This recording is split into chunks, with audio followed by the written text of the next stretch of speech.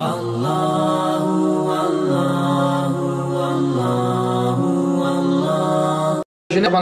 notre temps libre par rapport au temps où on sera occupé. Quand tu es libre, tu profites. Le jour que tu n'es pas libre, Allah va comprendre. Le prophète dit celui qui fait une action chaque fois, il est habitué à faire cette action chez lui à la maison. Peut-être toi tu as pris l'intention de faire peut-être Yassine chez toi 2 fois. Yassine matin et soir, chaque jour tu fais. Et maintenant tu es envoyé pour 1 semaine, tu n'es pas à la maison. Le prophète dit comme il est constant, c'est écrit chez Allah comme il est en train de faire toujours à cause de la constance.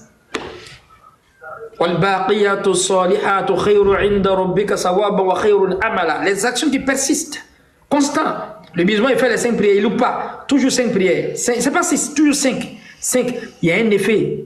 Mais tu vois pas ça haut. Celui qui vend le lait là, il sent pas l'odeur du lait sur lui. C'est les autres qui sentent. Au fait, tu es en train de te ramollir, tu deviens en fait, spirituellement, tu es en train d'évoluer, mais tu vois pas, toujours 5 prières, tu fais, toi tu as vu ça comme une habitude, non, c'est en train de te transformer. Ce sont les non-musulmans qui voient, ce sont les anges qui voient ça, mais toi tu ne vois pas. Lui qui vend le lait, il ne sent pas l'odeur sur lui, il a peut-être vendre ça, mais il sent le lait, mais il ne sait pas. C'est comme ça le musulman qui fait les bonnes actions.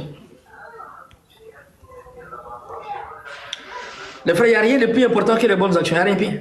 C'est ce qu'il y a pour nous, au fait. Si de ton portable, là, on peut voler.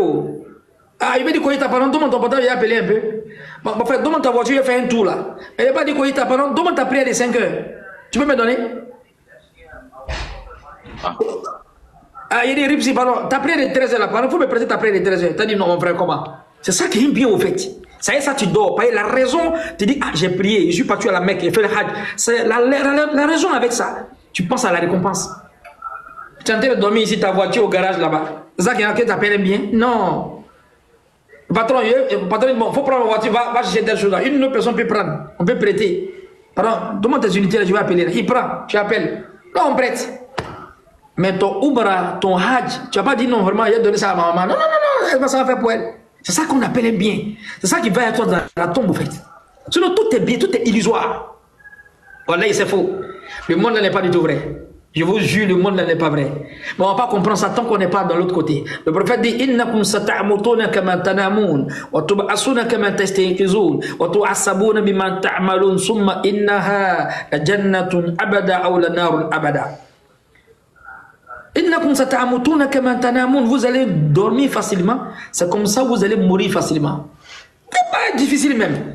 Vous vous réveillez facilement dans le sommeil, c'est comme ça au moment de la mort, les gens vont sortir dans les tombes. Et vous serez récompensés par ce que vous avez fait dans le dunya. Le prophète dit, le monde c'est un marché. Il y a beaucoup d'hommes à 10 heures, ça crie là-bas, venez payer, il y a tomate, il y a piment, chacun parle. Il y a beaucoup d'hommes, toi mais tu es content, tu entends les bruits. La nuit, il n'y a personne. C'est le gardien seulement qui est là-bas. Il y a silence. Si on te dit que les gens ont passé ce matin, tu n'allais pas croire. C'est comme ça en fait le monde. Le prophète dit, mais rabiha man rabiha wa khasira man khasira. A réussi celui qui a réussi dans ce marché, a perdu celui qui a perdu. On est dans un marché. C'est le business pour entrer au paradis. On est dans un marché. Il faut savoir vendre. Si tu vends ici, l'acheteur va prendre tes bénéfices. Il faut savoir comment tu mets des choses. Comment tu vends ta marchandise. Le monde le plus dangereux, c'est le monde qu'on est dedans là. Il y a le monde du vent de la mer. Il y a le monde en fait dans l'enfer. Il y a le monde de la tombe. Il y a le monde dans l'enfer de le paradis. Il y a le monde du jour de la résurrection. Le monde le plus dangereux, c'est ce dunya là. Vous ne comprenez pas? Alors que Dieu a créé ça en 6 temps, 6 moments, 6 jours. Pourquoi? Mais comme un petit monde, tu vas vivre 40 ans, ça détermine ton éternité en enfer ou bien au paradis. Ça, ce monde a déjà joué comme ça. Mais dis donc. Quand tu n'as pas le temps, Allahu Akbar. Le Dieu l'a dit, ni m'entendit, à la témoin dit. Faut tant dire, tant. Faut donner temps là-bas, donnez-moi. Le monde est en train de bouger. Il y a someone qui dit, quand il écrit le monde, quand il y en avait, ça va être démon. Le monde est faux, au fait. Alors il met ici les parures et puis il met les adorations. Hein? On dit, il y a un concert d'un chanteur là-bas, il est parti. Mais tu attends, Allahu Akbar, Allahu Akbar. Il dit, tiens, frère, on est civilisé maintenant, le musulman écrit trop là. On est en ville là. Toi, tu es foutu où? Il est foutu. Doit-on islamiser la modernité et moderniser l'islamité? On doit islamiser la modernité et bien moderniser l'islamité. Qu'est-ce qu'on doit faire? Le prophète est venu islamiser l'arabité ou bien arabiser l'islamité? Est-ce que le prophète est venu islamiser l'arabité ou bien arabiser l'islamité? Est-ce que le prophète est venu rendre les arabes plus arabes ou bien il est venu les islamiser parce qu'ils étaient dans la barbarie? Oui, le prophète est venu islamiser l'arabité et non le contraire, pas arabiser l'islamité parce qu'ils étaient éloquents, ils étaient des dramaturges, ils parlaient bien arabe, le prophète est venu les islamiser. Avec tous les grandiloquents, tous les bons mots arabes là, n'est-ce pas? Ils étaient des mécréants. Leur temps, on appelle ça le temps de l'ignorance. Avec toutes les connaissances qu'ils avaient, la connaissance intuitive, déductive. Mais quand la connaissance sainte et révélatrice vient, quand le prophète vient, le temps encore, ce n'est plus un temps de l'ignorance. Pourquoi? Parce que Mohamed Allah, il vient avec la lumière, il vient avec le Coran, il vient avec la pratique.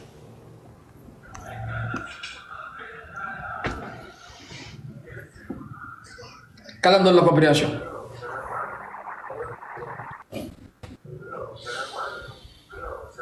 On va patienter un peu et on va commencer la thématique, Inch'Allah. À part la religion, on a quoi les frères? Ripsi, Bayal, coach cadet, général, chef Kone. Après la religion, on a quoi encore? On n'a rien. Il y a un savant qui dit rentrez dans la mosquée verticalement avant que vous n'entrez horizontalement. Il faut rentrer dans la mosquée comme ça. Parce que tu vas rentrer comme ça. Si tu rentres comme ça, tu vas rentrer comme ça. Il faut rentrer, il faut adorer Allah comme ça. Toujours, rentre dans les endroits où on parle d'Allah, horizontalement. Va à la mosquée. Sinon, tu vas rentrer comme ça un jour.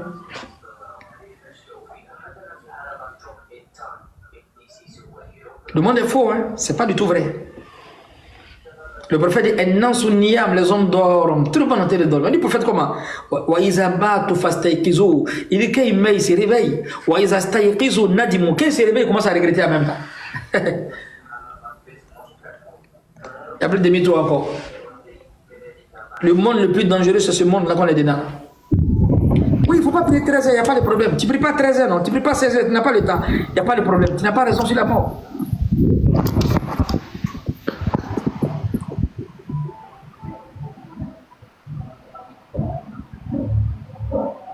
Dans quelques instants, on a commencé une thématique depuis hier, n'est-ce pas? On va attendre encore quelques temps. S'il y a des questions.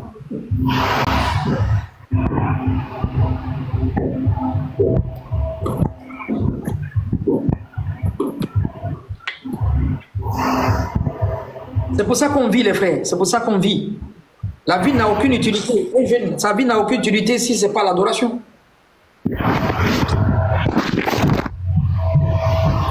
Hein? Les gens disent que le pays, le succès de ce pays repose sur la jeunesse.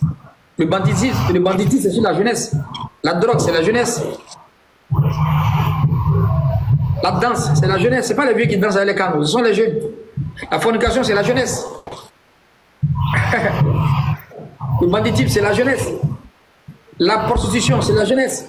La religion, c'est les vieux. C'est la jeunesse aussi. Pourquoi vous donnez ça aux vieux? C'est la jeunesse. Ceux qui ont aidé le prophète, ce sont les jeunes.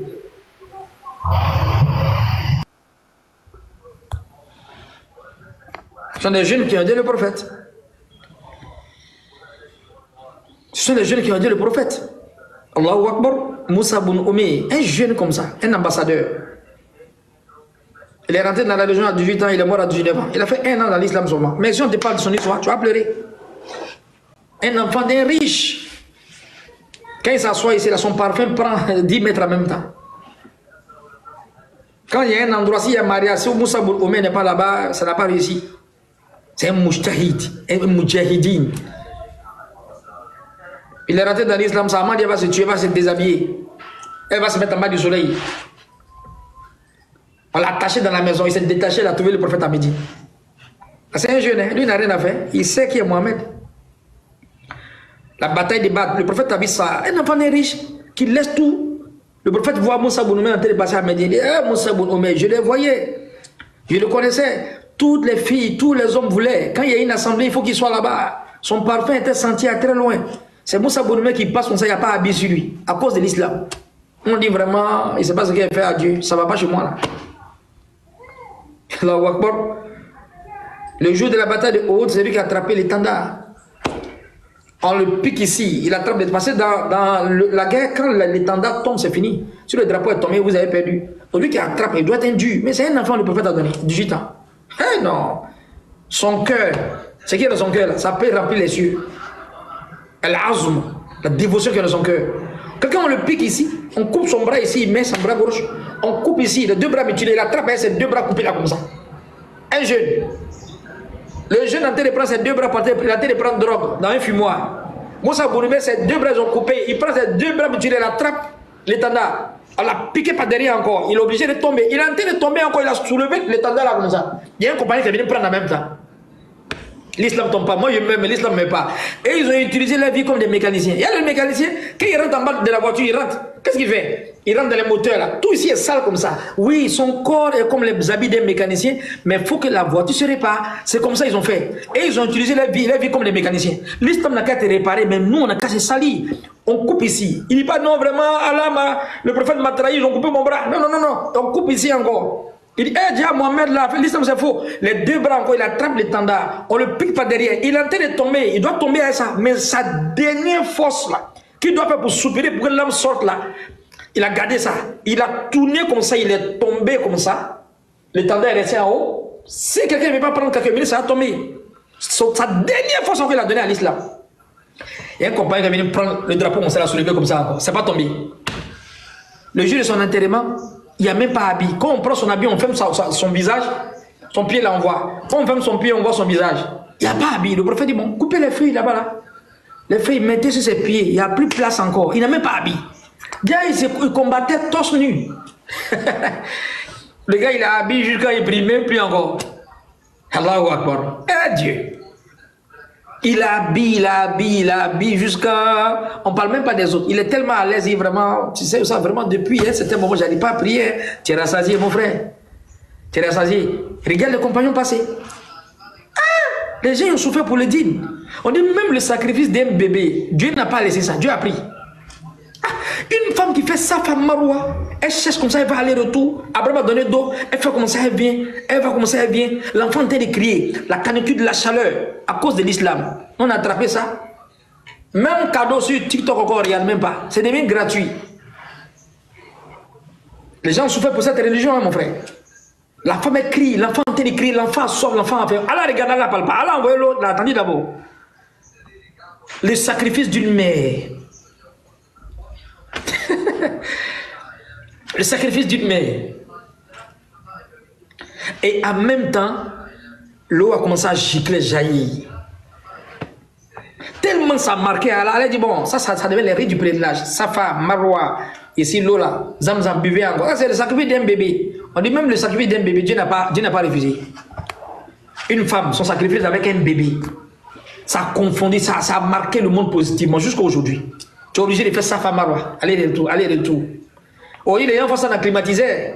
C'est bien beau, tu es bien acclimatisé. Elle fait ça dans la chaleur. Imagine dans les temps où, au temps d'Abraham là-bas. Il n'y a rien, c'est la mort qui est devant toi. Toutes les causes pour mourir, un endroit sans végétation, c'est le désert. Elle fait comme ça. Au lieu d'être climatisé, on passe aller-retour. Les gens marchent doucement. On prend les photos même. Imagine avant le sacrifice d'une femme. L'enfant encore, c'est un autre level. Abraham dit, إني أرى في المنام أني أذبحك فانظر ماذا ترى قال يا أبت افعل ما تؤمر ستجدني إن شاء الله من الصابرين. Allahu Akbar. Mon fils, vraiment, j'ai vu un rêve. Dieu dit de t'égorger, mais c'est bizarre quoi. Bon, je ne sais pas si tu as accepté. Il dit, papa, arrête ça là. Toi aussi, tu es un prophète. C'est Dieu qui t'a montré, n'est-ce pas, Chétan? Faut m'égorger. Tu vas me trouver parmi les patients. Abidjan ici. Abidjan. Papa, il appelle son enfant, il dit, mon fils, vraiment, il a vu un rêve, Dieu dit de t'égorger. Le papa, il va mourir même jour là. Combien quoi il a? Il va mourir même jour là. Vite, vite, vite, vite. Ils vont le fabriquer, il va le vieux à foutaise, hein. C'est moi, il vient égorger. Ismaël dit, ah père, c'est pas le diable, c'est Dieu qui t'a montré ça. Ça t'a dit, tu me trouveras parmi les patients. Il faut faire. Égorge-moi, tu me trouveras parmi les patients. On est un enfant comme ça, comme Ismaël, un papa comme Abraham, une femme comme Agar, c'est fini. L'humanité l'a guidé en même temps. On en a tout, même prié, on ne fait même pas. Il n'y a pas le temps. Vraiment, ça, vraiment, Dieu me sait que je n'ai pas le temps, hein, et je suis vraiment occupé. Allahu Akbar. Les maisons sont nées comme des bébés gâtés. N'a pas le temps. Si tu n'as pas le temps, il n'y a pas de souci. Le temps, ce n'est pas une chose qu'on a, c'est une chose qu'on arrache au profit d'une autre chose. Allah nous donne la compréhension.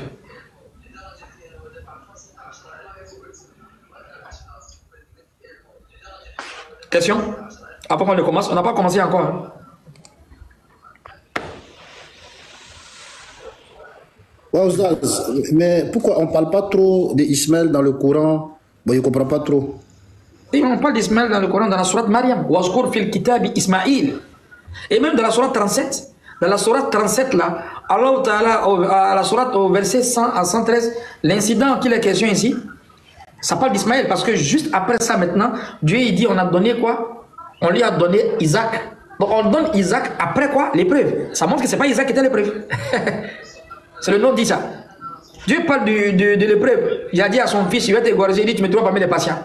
Allez, Dieu lui a donné un cadeau d'une grande chose, c'est-à-dire un bélier, donné un chameau. C'est après ça maintenant, là, il dit, on lui a donné après encore Isaac. Si Dieu parle d'Isaac après l'événement, c'est parce que le premier c'était Ismaël. Et la Bible le confirme, parce que Isaac, quand Ismaël naquit, Abraham avait 86 ans. Quand Isaac naquit, Abraham avait 100 ans. Alors, les deux qui est né avant qui?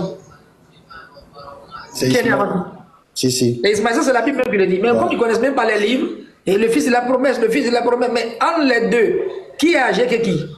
C'est Ismaël. Si c'est Ismaël qui est âgé que un. Pourquoi vous dites encore, prends ton fils, ton unique fils, celui que tu aimes, Isaac? Mais en fait, c'est un mensonge grotesque, c'est un mensonge même faramineux. Prends ton fils, oui. Ton unique fils, mais depuis quand Isaac est unique? Le mot unique revient à Ismaël parce qu'il a été unique dès un moment donné. Parce qu'il était là, l'autre n'était pas là. Mais comment lui qui est deuxième devient unique? Ils vont te dire non. Ils ont fait une pirouette. C'est l'unique de la nouvelle alliance. L'autre n'est pas reconnu. Oui, mais si c'est le fils unique de la nouvelle alliance, pourquoi encore on met son nom? S'il est reconnu comme déjà le fils unique de la nouvelle alliance, pourquoi dire encore prends ton fils, ton unique fils? Normalement, c'est la nouvelle alliance. Et puis on dit celui que tu aimes, Isaac. Ça n'a pas besoin d'être. C'est comme tu dis Jean 3, au verset 16, verset 13. Dieu a tellement aimé le monde qu'il a donné son fils unique. Est-ce qu'il y a un nom là-bas? Est-ce qu'ils ont mis Jésus là-bas? Salam alaikum. Oustad, excuse-moi. Ils n'ont pas mis Jésus. En plus, là-bas, ils ont mis une virgule Isaac. Où ça? Oui. Isaac. Ils ont mis virgule Isaac. Ça veut dire que ça ne le concerne plus. Ah non, ils disent que c'est lui toujours. Ils disent que c'est lui toujours. Même s'ils disent ça encore, ça ne peut pas être vrai. Parce que s'il dit ton fils unique, si c'est Isaac encore, on n'a pas besoin de dire Isaac. Si tu as un seul fils unique, pourquoi dire encore c'est Isaac? Rien qu'il y a un seul fils, on dit, ouais, ton fils là. Tu dis c'est qui? Non, on n'a pas besoin de dire son nom, parce qu'il y a un seul fils unique. Est-ce qu'on comprend? Isaac même est né même quand Ismaël avait déjà 14 ans. Hein, donc, Exactement.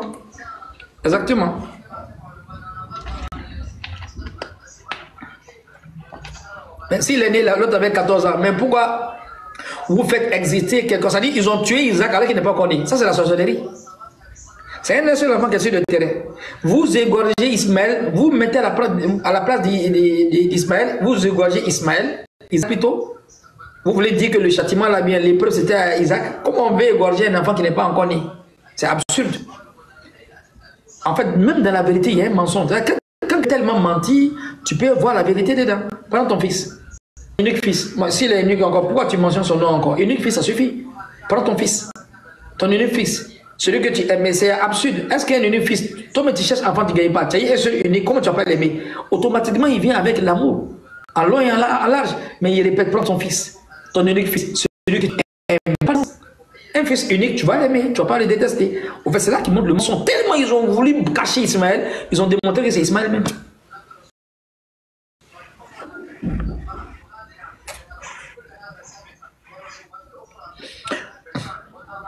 Je veux savoir pourquoi il cache forcément Ismaël comme ça. Oui, mais ça ne plaît pas voir le prophète sallallahu alayhi wa sallam. Et il ment ici, il y a même un ignorant qui est en train de dire qu'ils ont chassé. Non. Comment on peut chasser en fait une princesse? Ismaël, Agar et puis qu'on appelle ça Sarah, le statut d'Agar est plus que le statut de Sarah. Agar était la fille d'un roi. Elle était princesse d'Égypte. C'est les gens qui ont dit qu'elle était esclave. C'est faux et archi-faux. C'est l'Égypte qui gouvernait le monde. Comment Abraham a eu Agar? Elle est princesse d'Égypte, mais ils l'ont fait esclave. Tout ça pour cacher en fait la généalogie du prophète Mohammed. On dit non, il a chassé. Quand toi tu maries une Ghanéenne, tu l'as pris au Ghana. Donc si vraiment tu n'aimes plus encore, tu vas la déposer au Cameroun. Et donc vous voulez dire que d'après le docteur Abdelmadi, donc l'UNICEF est plus gentil qu'Abraham quoi. L'UNICEF qui va prendre les enfants qui sont, on les dépose dans le désert, on prend les enfants à chauffer, on donne de l'eau, biberon là. Donc Abraham qui est le père des prophètes, tout le monde se réclame d'Abraham. Les chrétiens disent les chrétiens, les juifs disent les juifs, les musulmans disent les musulmans, et on dit non, il s'en va déposer son enfant dans le désert. Eh tiens, même un enfant même que tu as eu, oh malade, tu n'as pas fait ça. Donc c'est Abraham qui n'a pas sentiment quoi. Toutes les vertus, on a entendu les réclamer d'Abraham. Donc c'est Abraham, non seulement lui donne une femme cadeau à cause de sa foi, il prend la femme, comme le mariage est caduc, au lieu d'aller la déposer chez ses parents, il s'en va déposer au Cameroun. Il y a quoi, c'est un peu bête. Mais c'est faux. Et ça, c'est un grand mensonge sur Abraham encore. Je bénirai quiconque te bénira et je maudirai quiconque te maudira. En disant qu'Abraham a chassé son enfant, a chassé Agar, ces mensonges, vous allez avoir la bénédiction de Dieu ou bien la malédiction de Dieu. Et le seul peuple qui bénit Abraham, c'est le prophète, ce sont les musulmans. On le fait 5 fois par jour au minimum. Genèse 12, verset 3. Je bénirai quiconque te bénira, je maudirai quiconque te maudira. Qui bénit Abraham? Allahumma salli ala Muhammadin wa ala ali Muhammadin kama sallaita ala Ibrahim. D'abord, même la prière, on appelle ça Salatul Ibrahimiyya. Qui bénit Abraham? Ce n'est pas les musulmans. Les musulmans seront toujours bénis. Parce qu'on bénit Abraham. Dieu dit, je bénirai quiconque te bénira, je maudirai quiconque te maudira.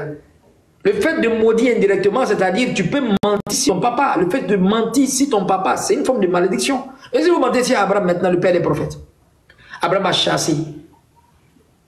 Il va chasser pourquoi? Il n'a pas chassé pour aller en Égypte, il a chassé pour la déposer dans le désert, entre la Mecque et puis Médine. En fait, c'est pour construire le plan de Dieu. C'était un plan de Dieu. Pourquoi aller déposer dans un enfant à côté de la Kaaba? Pourquoi? En fait, Abraham, il connaissait le plan. La nation arabique, c'est-à-dire le peuple qui devait en fait sauver l'humanité, ce peuple a été en train de construire. Abraham a su ça. Donc c'est un sacrifice, va déposer là-bas. Et la preuve, c'est quoi encore?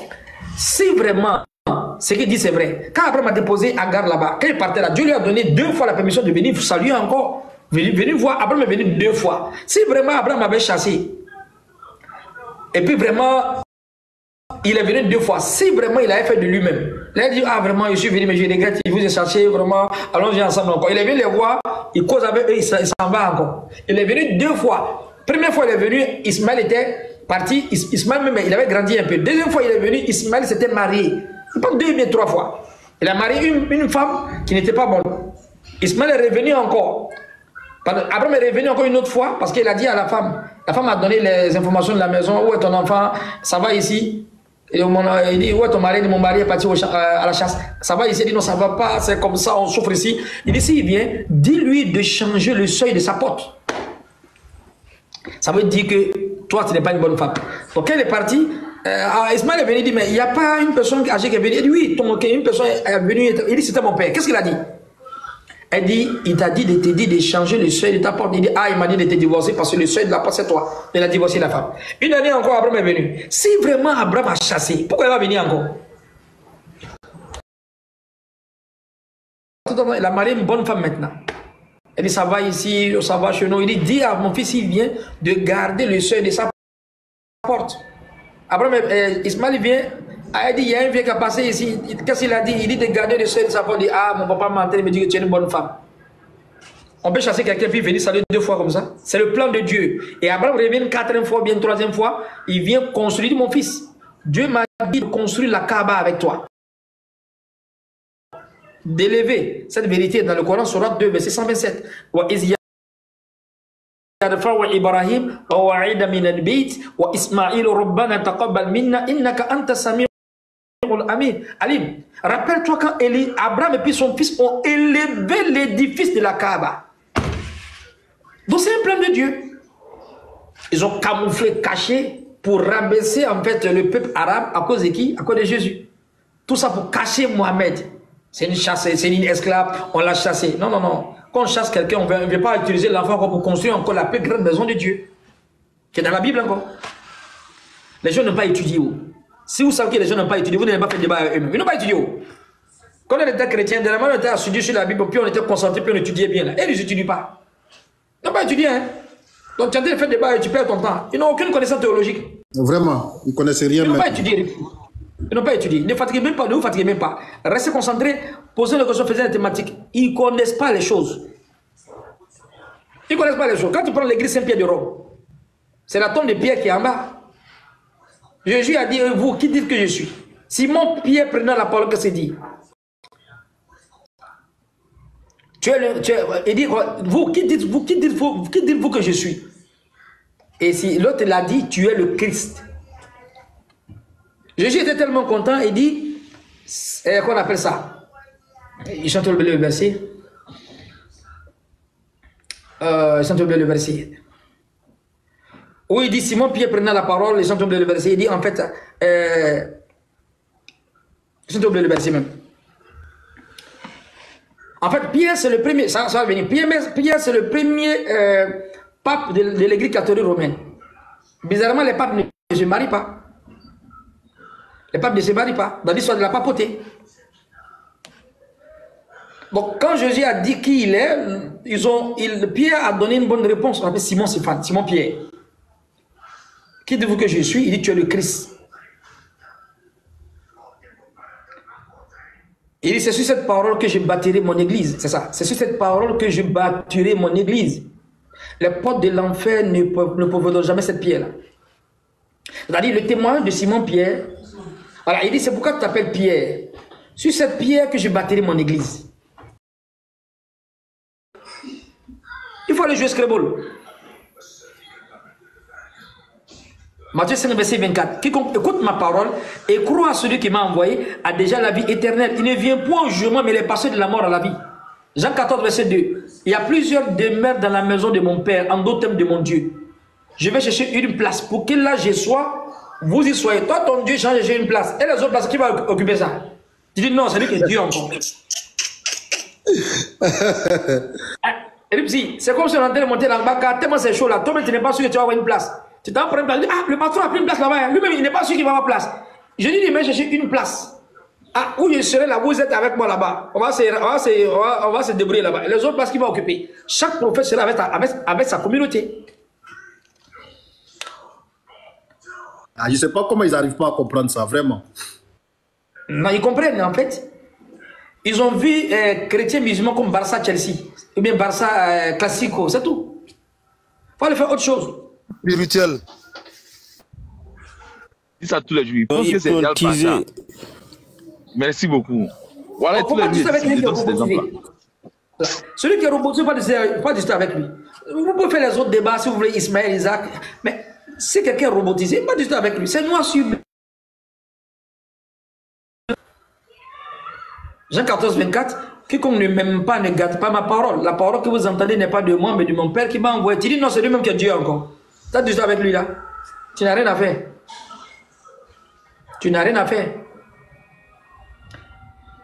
Hein? Tu n'as rien à faire, voilà. Jean 14, verset 1. Croyez en Dieu, croyez en moi. Ça fait deux personnes distinctes. Tu dis non, c'est lui-même qui est Dieu encore. Lui-même il dit croyez en Dieu, croyez en moi. Tu dis non, c'est lui-même qui est Dieu. Jean 8, 40. Pourquoi cherchez-vous à me faire mourir? Moi, un homme qui vous a dit la vérité que j'ai entendue de Dieu. Tu dis non, c'est lui-même qui est Dieu encore. Si quelqu'un ne veut pas payer l'enfer moins cher, il peut dire ça. Si quelqu'un ne veut pas payer l'enfer moins cher, il peut dire ça. Devant la vérité comme ça, la Bible a été très claire. Le monsieur ne s'est jamais appelé Dieu. Ils ont débattu du Coran. Après, maintenant, il veut faire débat à la musulmans. On va montrer que Jésus est Dieu dans le Coran. On dit même un chrétien même qui est décalé, les deux fuseaux oreilles qui est saoulé, il ne va jamais dire ça. Un chrétien qu'ils ont purgé à l'eau de courage, il ne va pas dire ça. On sait que vous prenez des versets dans la Bible pour dire, mais dans le Coran, il n'y en a pas. Il dit non, on va démonter dans le Coran. En fait, ça, c'est l'exagération. Ce sont les mauvaises actions qui ont desséché les cœurs. Avec, il ne peut plus retourner encore sur les pas. Ils ne réfléchissent plus. Après, ils vont te dire que non, Dieu il dit, vous là même, si vous ne comprenez pas vos Corans, Dieu dit, vous devez nous demander. Toi, tu n'arrives même pas à comprendre que Jésus même, il dit que Dieu est bon que lui, que le seul bon, c'est Dieu. Jean 17, 3, oh la vie éternelle, c'est que tu connais toi, le seul véritable Dieu. Tu n'arrives pas à comprendre ce verset-là, c'est toi, on va te demander d'expliquer le Coran. Tu penses que Dieu parle de toi? Non. Mon frère. Dieu ne parle pas de toi, hein? Avec ça, tu as dit que vraiment les musulmans sont égarés. Toi, tu n'arrives même pas à comprendre une phrase. Mon frère, non, ce n'est pas le mouton, ce n'est pas le porc qui va dire au mouton qu'il est sale. Je suis désolé. Je suis désolé. Faites autre chose. Allez essayer de faire lire les livres, augmenter votre culture. Lisez les livres islamiques, n'est-ce pas? Ne perdez même pas votre temps. Tu fais 2 minutes avec lui, tu lui montres des versets palpables, tangibles, plausibles. S'il discute, tu quittes devant lui.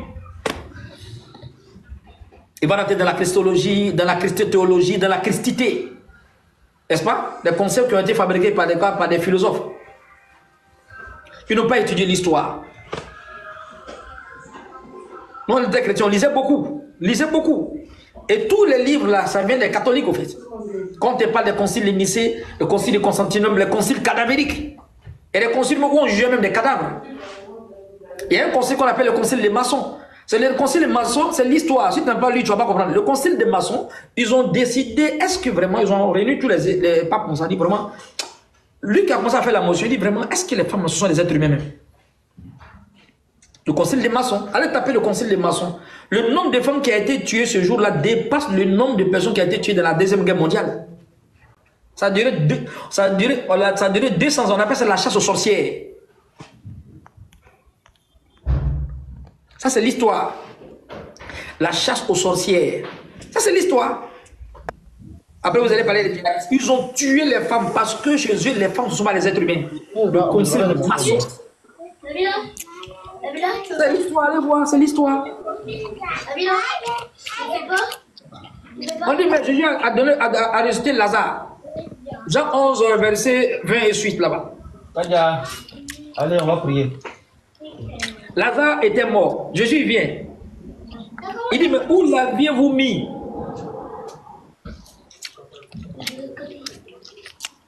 Où l'aviez-vous mis?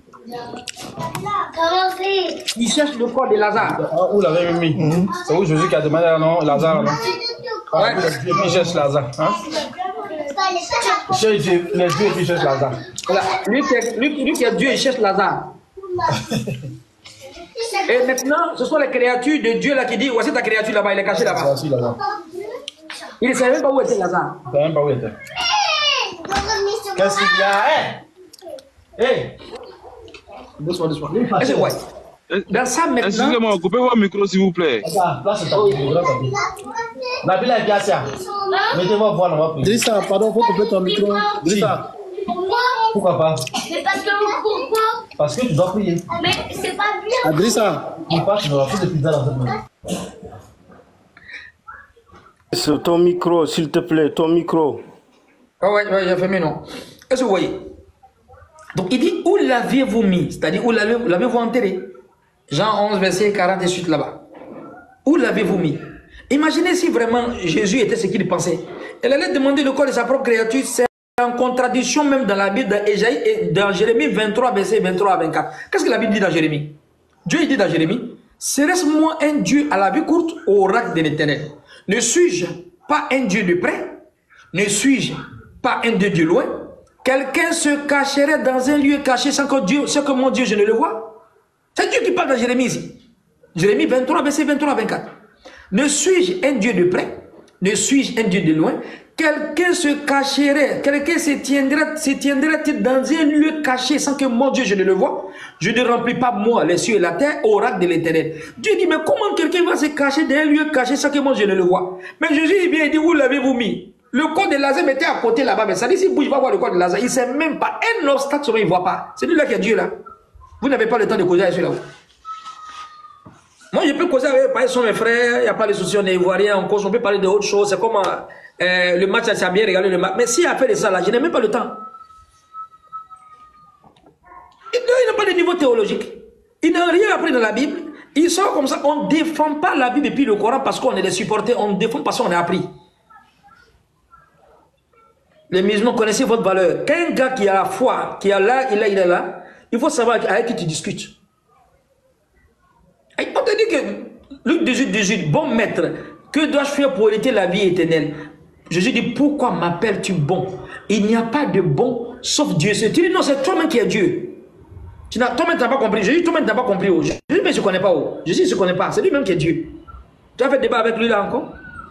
Non, il faut parler d'autres choses avec lui. Mais de ça, moi, je ne parle pas. Je n'ai pas le temps. On n'a pas le temps pour ça. Il y a trop de thématiques dans le Coran qu'on doit apprendre. Trop. La vérité est claire. Tout simplement, en fait, c'est parce que en réalité, ils ne sont pas les suiveurs de Jésus. Comme ils sont accaparés quelque chose qu'ils présentent aux gens, nous on croit que ce sont les suiveurs de Jésus. Et souvent, mais les musulmans, même par fanatisme, ils sont obligés d'insulter Jésus. Non, non, non. N'insultez pas Jésus à cause d'eux, parce que ceux-là, ils ne suivent pas Jésus. Aucun chrétien qui ne suit Jésus. Un chrétien qui dit Jésus est Dieu, il ne connaît pas Jésus. Il est en train de faire autre chose, au fait. Wallahi billah, il est en train de faire autre chose. Et cette vérité-là, dans le Coran, au jour de la résurrection, Jésus sera devant le tribunal de Dieu.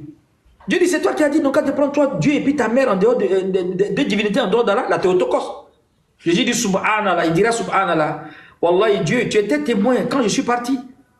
Si tu les pardonnes, c'est toi qui es le créateur. Si tu les châties, c'est toi le puissant.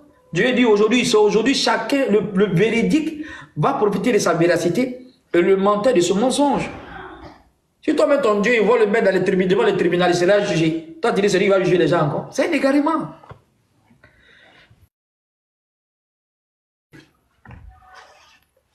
Gardez vos connaissances. Gardez vos forces pour étudier, pour écouter. Le Coran a trop de choses qu'on n'a pas encore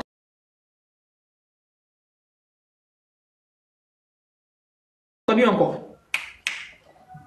Pour ne pas te couper même, moi-même, et depuis même, on a commencé l'interreligieux là même. C'est les musulmans même qui apprennent beaucoup de choses aux chrétiens. Parce que c'est depuis lors où on a commencé à expliquer beaucoup de choses. Les chrétiens même ne savaient pas. Les chrétiens eux-mêmes là, ils ne savaient pas. Aujourd'hui là, si les chrétiens même discutent avec nous là, c'est parce que nous-mêmes les musulmans, on les a appris beaucoup de choses qu'ils ignoraient. Beaucoup. Même jusqu'à demain, ils continuent d'apprendre. Ils collent tout ce qu'on dit là, ils collent, puis ils reviennent encore contre nous. Donc c'est tout simplement, lui qui dit que Jésus est Dieu, Ripsi, il est dans un état comateux, spirituellement parlant. Dans un état comateux. C'est-à-dire, il n'est même pas au bénévolat même de la spiritualité. Il ne connaît même pas Dieu. Il ne connaît même pas Dieu. Il n'a qu'à être n'importe quelle personne interplanétaire. Il ne connaît pas Dieu. Toute personne que vous voyez, de l'Amérique, de Chine, en France, en partout, qui parle, qui dit que Jésus est Dieu, il n'a qu'à le dire en anglais, il n'a qu'à le dire en chinois, il n'a qu'à le dire en français, il n'a qu'à le connu partout. Si Jésus est Dieu, il n'a même pas le bénévolat de la théologie. Il ne connaît rien. Il ne connaît absolument rien. Parce que la première des choses en matière de connaissance, c'est connaître la divinité. Alors il dit, ils ont attribué un fils à Allah.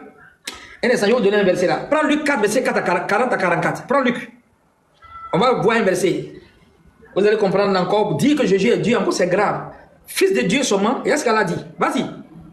Luc 4, verset 40 à 44. Est-ce que Jésus, il aime qu'on l'appelle? Je ne parle même pas de Dieu. Est-ce que Jésus, même, il aime qu'on l'appelle fils de Dieu? Est-ce que Jésus même aime ça? Laissez même Dieu là. Fils de Dieu. Est-ce que Jésus même est fan de ça? Vous allez voir, Jésus répugne ça.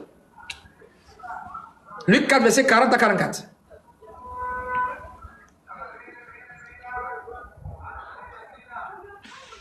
Ripsi. J'arrive, je vais prendre le téléphone là. Et après, quand vous venez avec vos machettes, hein? Allô, mon chèque, salam alaikum. Ouais, salam, Ibrahim. Venez avec le Coran, avec la Bible, c'est très important. Ouais, ouais.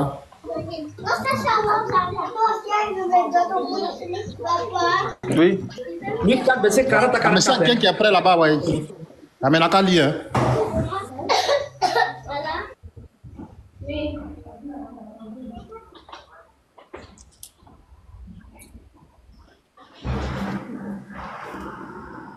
Luc 4 combien? Verset 40 à 44. Salam, ensuite d'abord, Bayan, lumière, s'il te plaît. Voilà. Écoutez bien la partie. Luc 4, verset 44, ok. 40 à 44. Ok, je fais la lecture. Au coucher du soleil, tous ceux qui avaient chez eux des malades atteints des maux les plus divers les amenaient à Jésus. Il posa ses mains. Arrête-toi. Ouais. Ripsi, on va aller phrase par phrase, au cas par cas, pour que nous puissions bien comprendre. Donc, au coucher du soleil, vers 18h comme ça, ils ont envoyé les malades devant Jésus. Il va commencer maintenant à les délivrer. Vas-y. Voilà. Il posa ses mains sur chacun d'eux et les guérit. Okay. Des démons sortaient aussi de beaucoup d'entre eux en criant, « Tu es le Fils de Dieu !» Mais Jésus les reprenait sévèrement pour les faire taire, car il savait qu'il était le Christ. Et regarde là, les démons ils sont malins. Ils ont été déstabilisés par la prière de Jésus. Les frères, ce verset-là vous suffit pour ne pas faire débat avec quelqu'un. Là, on est dans la conception du Fils, hein, pas Dieu même. Pas c'est l'autre, c'est grave. Il y a des Fils seulement. Il y a la conception du vrai Jésus que les gens cachent. L'intérêt de soigner les gens, comme tout bon prophète. Au moins, l'intérêt de soigner les gens, en même temps, comme les Juifs, les démons sont déstabilisés par la prière de Jésus, parce que Dieu l'assiste, les démons sont sortis. Au moins, ils sont sortis, bon, ils sont déjà déstabilisés, ils vont partir. Mais comme il y a l'assistant, il y a l'assemblée, ils vont dire des paroles, non seulement pour énorgueillir Jésus, et puis pour égarer encore, parce qu'ils sont déjà finis.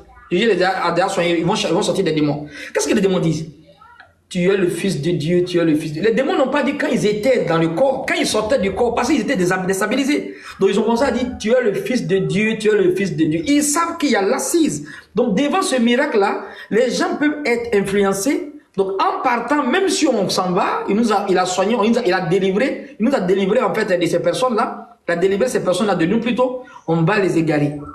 Qu'est-ce que les démons disent? Tu es le Fils de Dieu, tu es le Fils de Dieu. La première personne qui a dit Jésus Fils de Dieu, là, ce sont les démons qui ont dit ça. Donc tout chrétien qui dit Jésus est Fils de Dieu, il répète les paroles des démons. Il est dans le groupe des démons.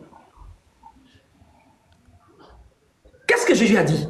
Il n'a pas dit, ouais, c'est moi, alhamdoulilah, moi, il vous fait mal, hein? Moi, il vous ai parlé, il n'a pas dit ça. Jésus dit, il les a réprimandés, il dit, c'est faux, je ne suis pas fils. Il a en train de faire débat avec les génies. C'est-à-dire, il ne veut même pas, au fait. Continue le verset. Continue le verset. Qu'est-ce que Jésus a fait? Il a dit, Dieu merci, il les a réprimandés. Vas-y.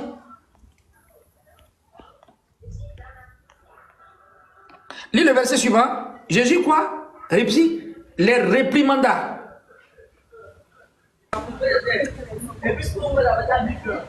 Et c'est Ripsi là.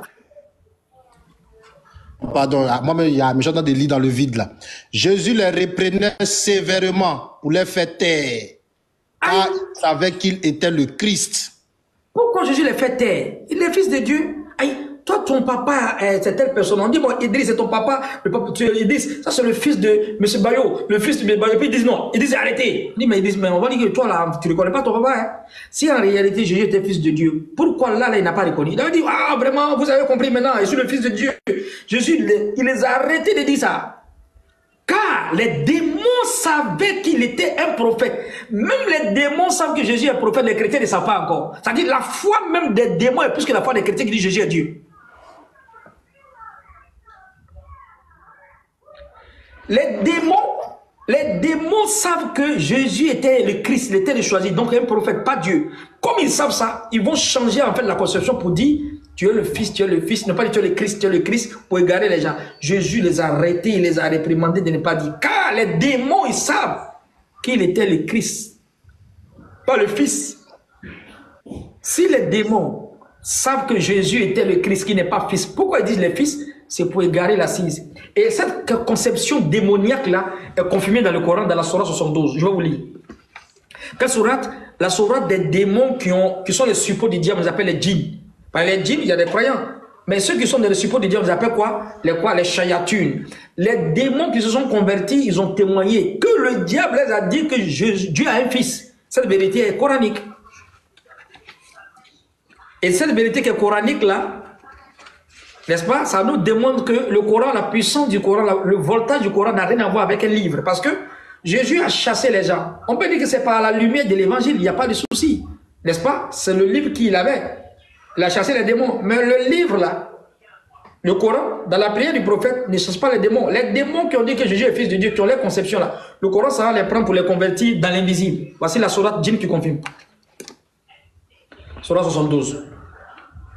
Quand tu connais rien, tu connais rien. Regardez le verset. Sourate 72, la sourate des génies. Il m'a été révélé qu'un groupe de génies ayant prêté l'oreille ont dit: nous avons écouté une parole merveilleuse, une lecture merveilleuse qui conduit vers la juste voie, et nous y avons cru. Ah, ils ont cru, ils sont repentis. Notre Seigneur très haut ne s'est ni donné, ni compagne, ni fils. Dieu a la conception des démons, comme dans Luc 4, verset 44, et il croyait que Dieu avait un fils. Cette compréhension démoniaque là dans Luc 4, verset 44 est sortie dans la sourate Djinn. Donc ils se sont convertis et disent: ah, on croyait que Dieu avait un fils, il avait une femme. Qu'est-ce qu'ils disent maintenant? Qui les a enseigné ça? Le plus ignorant d'entre nous proférait au sujet d'Allah les pires insanités. En fait, il parle du diable ici. Le diable qui suivait disait des insanités sur Dieu. Non, on ne savait pas. Voici les génies qui attestent dans l'invisible qu'ils croyaient que Dieu avait un fils, il avait une compagne. Et cette vérité-là est dans Luc 4, verset 44. Ça, c'est fils, et ce n'est pas Dieu. Ça, c'est fils. Tellement c'est grave, qu'est-ce qu'Allah dit dans la sourate 19? لقد جئتم شيئا عدا تكاد السماوات يتفطرن منه وتنشق الأرض وتخر الجبال هدا أن دعوا للرحمن ولدا وما ينبغي للرحمن أن يتخذ ولدا إن كل من في السماوات والأرض إلا آتي الرحمن عبدا.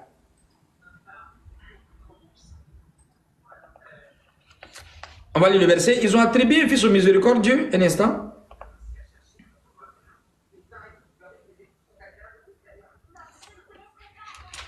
Sourate 19 au verset...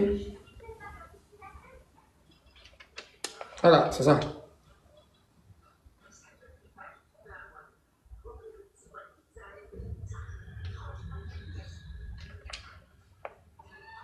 Désolé, je cherche le verset rapidement. Ils ont attribué un fils au miséricordieux. Mais quelle monstrueuse parole! Peu s'en faut que les cieux... faut que les cieux et la terre ne se fendent et les montagnes ne se courent la cause de cette mauvaise parole. Attribuer un fils au miséricordieux, il ne convient pas à Allah d'avoir un enfant. Et tout ce qui est dans les cieux et la terre sont comme les serviteurs devant lui. Si Dieu est fâché, les cieux et la terre ne peuvent pas supporter le fait de dire que Jésus est fils de Dieu. Jésus même ne peut pas supporter ça. Parce que c'est les paroles démoniaques. C'est dire que Jésus est Dieu, Jésus va supporter. Hein?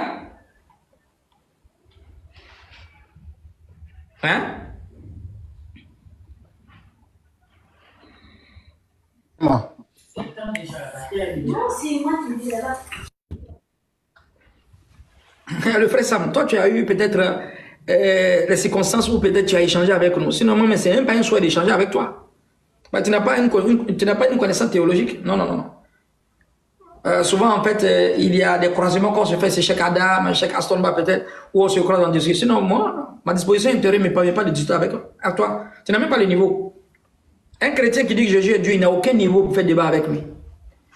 Tu as fait que la bracadabra pour demander ça, même à un musulman qui vient de se convertir aujourd'hui. Je me rappelle un jour, il y a un gars qui est venu voir un de nos vieux là, à Trècheville. Et là, je venais et puis le gars avait la Bible, il a commencé à fuir, il a commencé à courir. Et puis les gens commençaient à rire. On dit le vieux, mais qu'est-ce qu'il a fait? Il est venu te prêcher, il a dit 3 paroles seulement. Il dit bonjour le vieux. Écoutez, ça fait trop rire. Il dit bonjour le vieux, Jésus vous aime. Le vieux était assis là. Lui, il a fait la Bible, il est assis là. Il dit qui est Jésus? Il dit le Seigneur Jésus. Il dit qui est Seigneur? Il dit le Fils de Dieu. Il dit mais qui est Fils de Dieu là? Il dit je parle du Seigneur Jésus qui est Dieu lui-même. Il dit mais c'est français qui parle. Le gars commence à fuir. 4 paroles seulement. Jésus vous aime. Il dit qui est Jésus? Il dit c'est le Fils de Dieu. Il dit Fils là c'est qui? Il dit c'est Dieu lui-même. Qui est Dieu? Il dit c'est le Seigneur. Il dit mais c'est français qui parle. C'est-à-dire s'il veut faire débat avec certains qui disent que Jésus est Dieu, il faut prendre un dictionnaire. Laisse même la Bible. C'est un problème de quoi? De déficit de langue de Molière.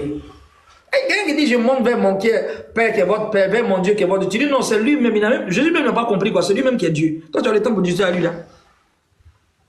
Jean 20, verset 17. Ne me touche pas. Genre, on peut toucher Dieu. Je ne dis pas qu'on monter vers mon Père. Il s'adressait à Marie de Magdala. Ne me touche pas. Ne me retiens pas plutôt. Je ne suis pas encore monté vers mon Père. Alors on peut le retenir. Alors on peut retenir ton Dieu. Pourquoi cherchez-vous à me faire mourir? On peut tuer ton Dieu quoi. Moi, un homme qui vous a dit la vérité que j'ai entendu de Dieu. Lui là encore c'est Dieu. Non, la philosophie chrétienne en fait c'est atypique. Chez les mathématiciens, chez les philosophes, tous les savants, les Pythagore, les Descartes, 1 plus 1 plus 1 est égal à 3. Mais la mathématique chrétienne, 1 plus 1 plus 1 est égal à 1. Hein? Si les trois forment Dieu, en réalité, un peut plus être Dieu encore. Un va avoir le tiers de la divinité. Ce sont des fractions. Hein? S'il y a un tiers, c'est ça qui fait 1. C'est-à-dire les trois, 1, Dieu, 1, Dieu, 1, de les trois forment 1. En réalité, les trois ne sont pas formés. Et si les trois forment 1, si on les dissocie, ils ne sont plus Dieu encore. Les associations deviennent Dieu. Si on les dissocie, ils ne peuvent pas être Dieu encore. Parce que chacun a un tiers de la divinité. C'est logique et c'est compréhensible. Qu'elle donne la compréhension. Ça, c'est pas notre thématique encore. Donc, il n'y a aucun verset. On te parle d'une personne qui est née. Et ils ont encore une pirouette. On te dit au commencement était la parole était avec Dieu, la parole était avec Dieu. La parole s'est faite chair. Quand ça finit, ça signifie la parole s'est faite chair. Et le même verset te dit, nous avons contemplé sa gloire comme la gloire du Fils venu du Père. Oui, même sur le thème Fils est marqué ici, ça ne montre pas qu'il est Dieu encore. Et au commencement était la parole était avec Dieu, la parole était Dieu. Au commencement, Dieu créa toutes choses par la parole. Et ça, c'est vérifié dans Psaume 33, verset 6 à 9. Les cieux et la terre ont été créés par la parole de l'Éternel. Et tout le monde entier par le souffle de sa bouche. Quand il ordonne, la chose arrive. Quand il dit, et elle existe. Hein? Il pense à Hébreux 5, 7. Je suis en train d'oublier le verset. Hein? Hébreux 10, verset 5 à 7. C'est pourquoi Christ entra dans le monde, a dit ceci. Tu n'as voulu ni sacrifice, ni holocauste, ni offrande, mais tu m'as formé un corps, s'adressant à Dieu. Lui-même qui dit Dieu a formé son corps, c'est lui-même qui est Dieu encore. Amalgame, cataclysme. Les gens ne comprennent pas français. Hébreux 10, verset 5 à 7. Tu n'as voulu ni sacrifice, ni holocauste, ni offrande, mais tu m'as formé un corps. C'est pourquoi je viens après le rouleau du lit pour faire, oh Dieu, la Bible même dit ça, le verset là. Je dis, oh Dieu, ta volonté. Matthieu 11, verset 25. Jésus dit, je te loue, Père, Seigneur des cieux et de la terre. Tu dis, non, Jésus, tu n'as rien compris, c'est toi-même, tu es Dieu. Toi, tu dis, tu aimes Jésus.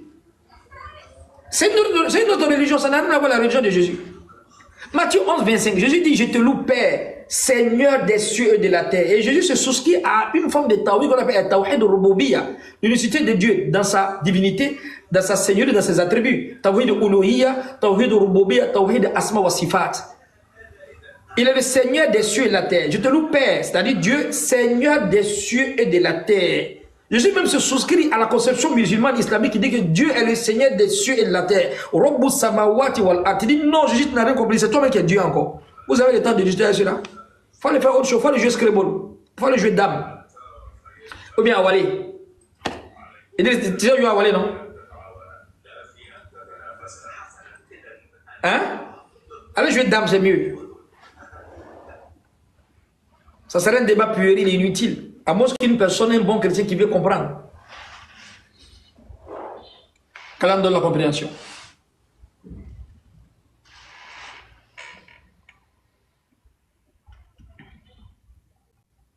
Il y a des questions?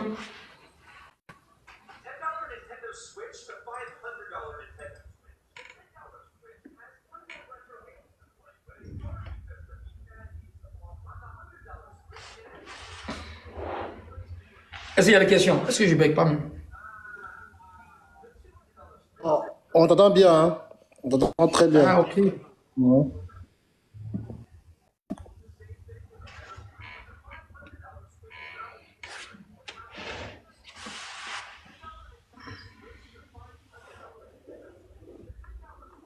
C'est ça, les frères.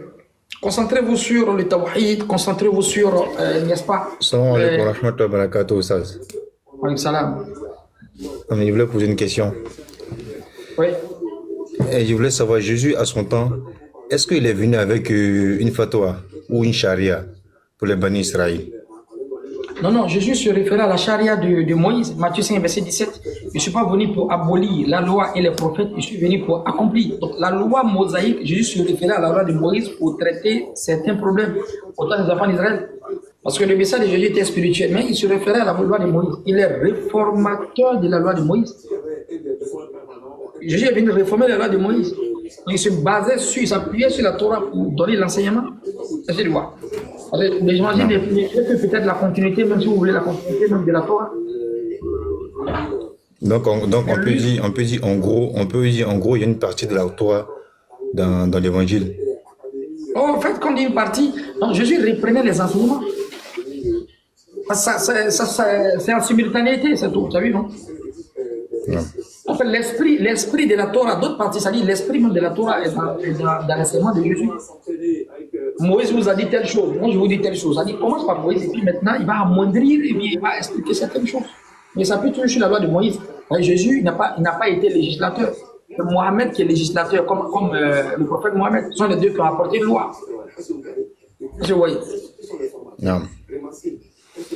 Mais il voulait savoir aussi, est-ce que l'évangile parle de la charia concernant le divorce, concernant le mariage, concernant l'héritage, ou concernant les biens et tout ça, comme c'est précisé dans le Coran?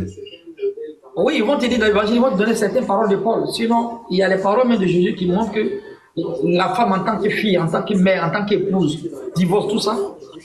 Il n'y a pas des versets qui détaillent comme ça, comme dans la Torah. Donc le message était spirituel, c'est tout. Mais la forme la plus complète et parfaite, ça c'est la charia que Dieu a mis dans le Coran. Le Coran traite tout. Divorce et tout ça.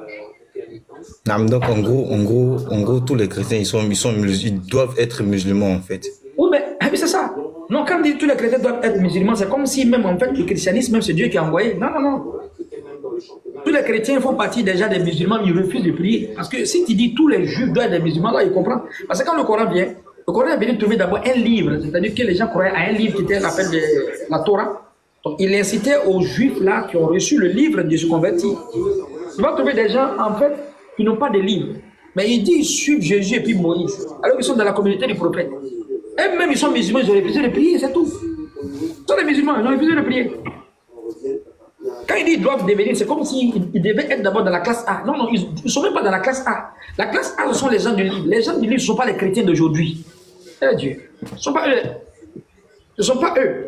Mais ils se réclament d'eux. C'est normal, ils font les enseignements, ils vont prendre les enseignements, ils se réclament des experts. Mais ils ne sont pas compris dedans. Chez Dieu, là, ils ne sont pas dedans. Spirituellement, par ils sont hors jeu. Ils ne sont même pas, en fait, c'est l'anachronisme. Ils ne sont même pas, les gens du livre ne sont pas les chrétiens qu'on fait débat, ce ne sont pas eux. Donc vous allez me dire que Dieu est en train d'insulter les gens du livre. Quand Dieu dit qu'ils ont changé, ils ont menti, ils ont changé en fait le livre de Dieu, là, ce sont les chrétiens de Dieu. Ils ne sont pas dedans, ils sont les innocents. Mais quand Allah dit les Nasora, c'est de qui s'adresse au juste? Nasora, ce n'est pas chrétien. Nasora, ce sont les gens qui ont suivi Jésus. Ça n'a jamais été le christianisme. Je parlais que Jésus n'était pas chrétien. Non. Jésus n'a jamais été chrétien. Le nom chrétien, c'était 3 fois dans la Bible. Actes des Apôtres, chapitre 11, verset 26. Le nom chrétien fut appelé pour la première fois Antioche. Ça, c'est 50 ans après Jésus-Christ.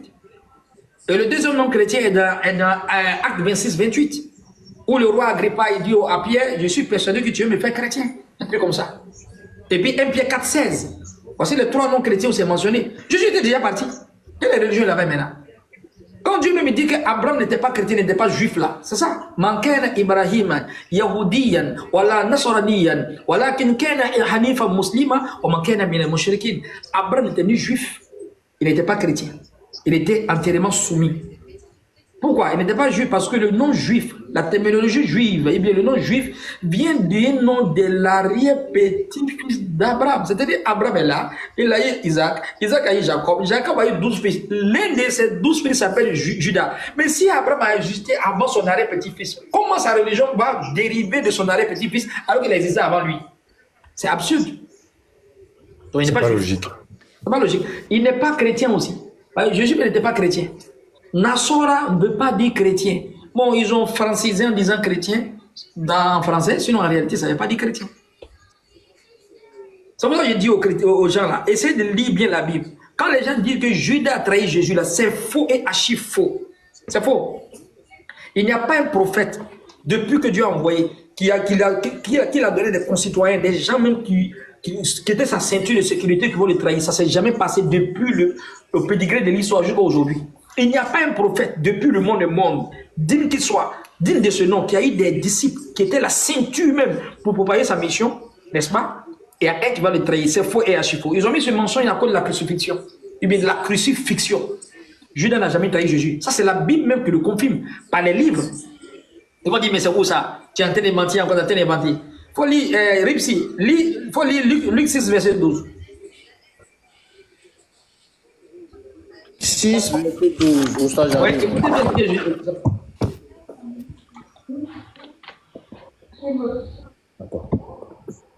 Luc, Judas n'a jamais trahi Jésus. Vas-y, hein, le verset. Luc 6, verset 12.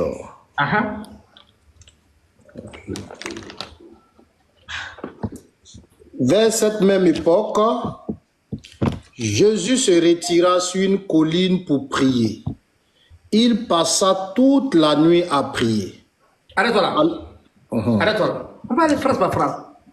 Frère, est-ce que la prière d'un prophète, s'il fait comme ça, en 2 secondes, est-ce qu'en 10 minutes, est-ce que c'est accepté?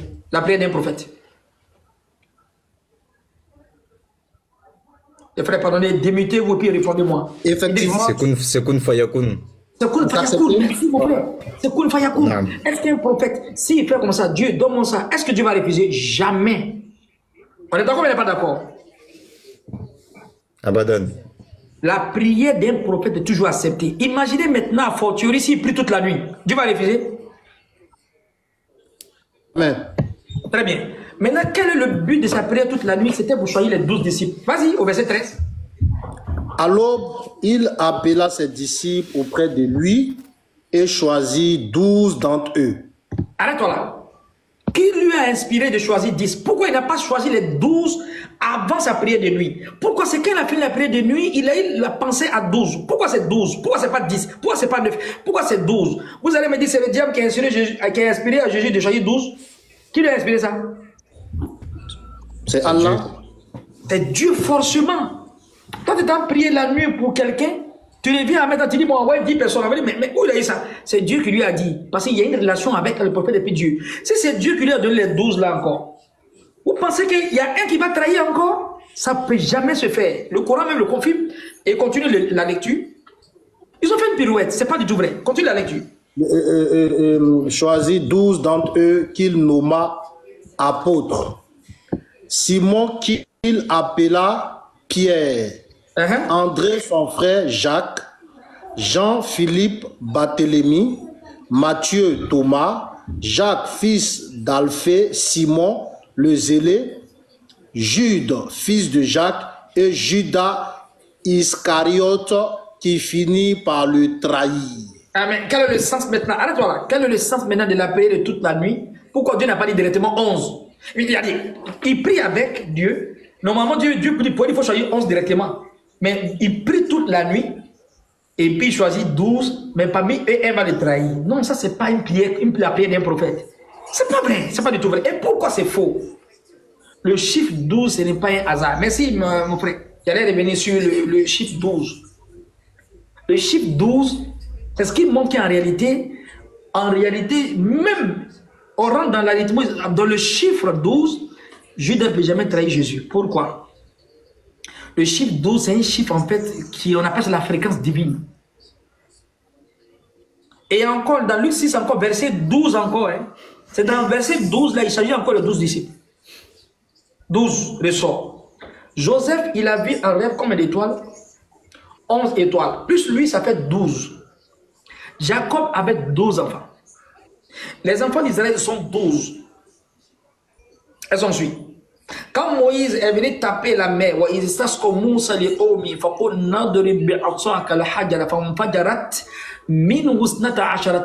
ils ont tapé l'eau, même pour donner à boire seulement à son peuple, Dieu a envoyé l'eau, 12 sources d'eau dans la roche. Pourquoi c'est pas 10?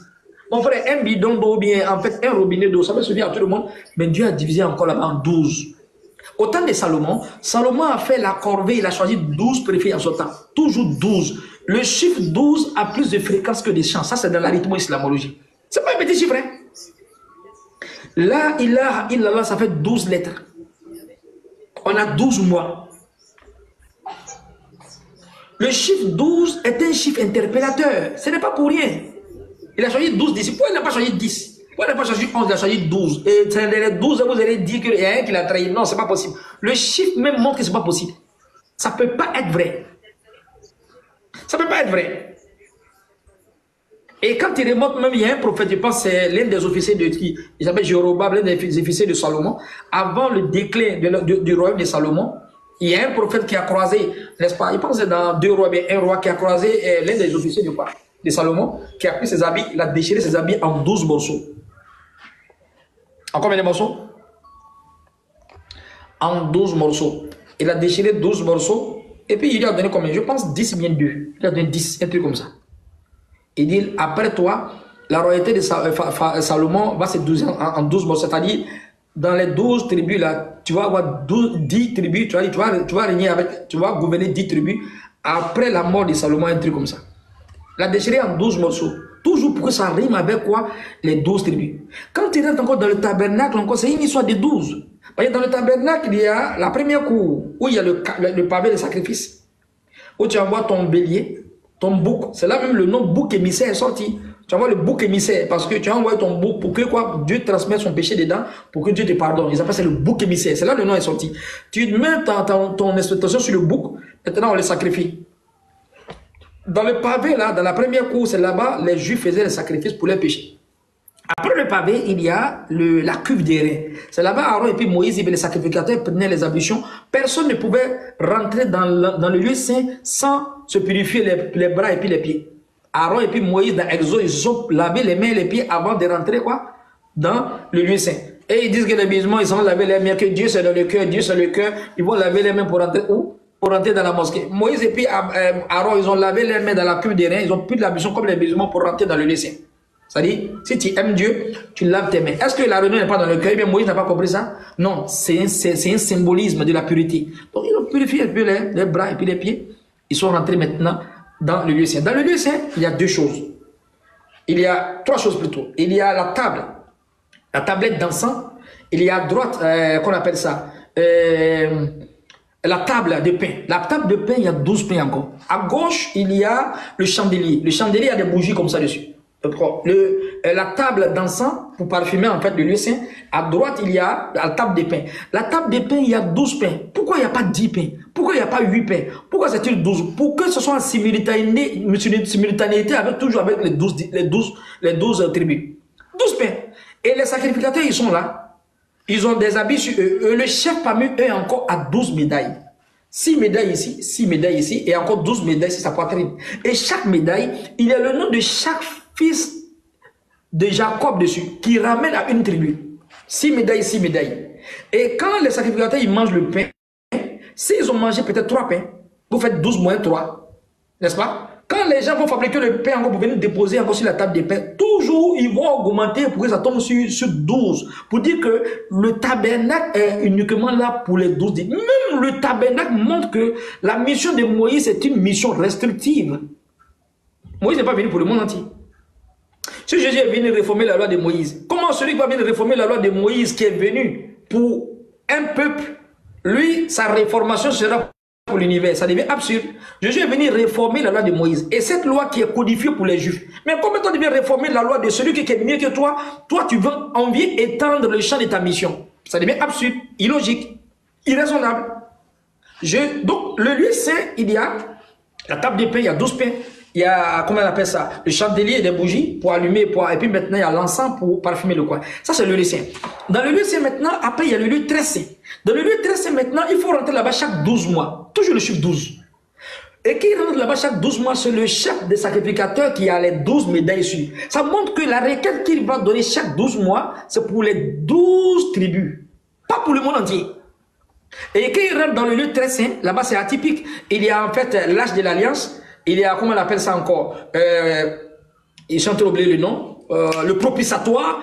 Et à le propitiatoire maintenant, il y a les deux chérubins. C'est-à-dire ils ont fait des trucs en or comme deux chérubins, comme deux anges qui ont des ailes comme ça, qui vont se coller. Et c'est là que Aaron, ou bien les sacrificateurs, ils mettent les têtes pour parler avec Dieu. Ça se fait chaque 12 mois et une seule fois dans l'année, chaque 12 mois. Lui qui va rentrer pour faire la requête des enfants d'Israël, il doit avoir les 12 médailles ici, médailles ici, médailles, 12 médailles ici, pour donner la requête des 12 disciples, pendant des 12 tribus. Ça montre que le tabernacle même n'est pas là pour le monde entier. Contrairement à la Kaaba, n'est-ce pas? Vous n'allez pas voir en fait un non-juif rentrer où ça?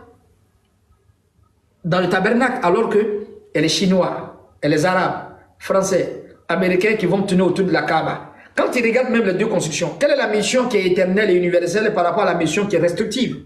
Dans la construction même déjà, laissez même le message. Un côté ici, il y a une maison où on prie seulement pour 12 personnes. Un côté là-bas, on prie pour tout le monde. Qui va bâtir là-bas? Moi, je préfère aller où on prie pour moi. Ça montre que la mission de Mohamed, même dans la construction même des temples, et bien des mosquées, ou bien des temples, et de la maison de Dieu, montre que la mission de Moïse même était pour les Juifs, et la mission de Mohamed est pour toute l'humanité. Parce que les Chinois tournent autour de la Kaaba. Les Thaïlandais autour de la Kaaba. Mais les Juifs sont uniquement dans le tabernacle et dans la synagogue. Il n'y a pas un autre Juif qui peut rentrer dans le tabernacle. Il n'y en a pas. Mais la circumambulation, les Chinois, ils se collent. La beika Allahumma la beika. Inal hamda wa ni'mata laka wal mulk la sharika la qui tourne. Chinois, il tourne avec sa taille. L'Américain, il tourne avec sa taille. Le Chinois, l'Américain, le Français, tout le monde est mélangé. Ça montre que la mission est éternelle et universelle. C'est tout.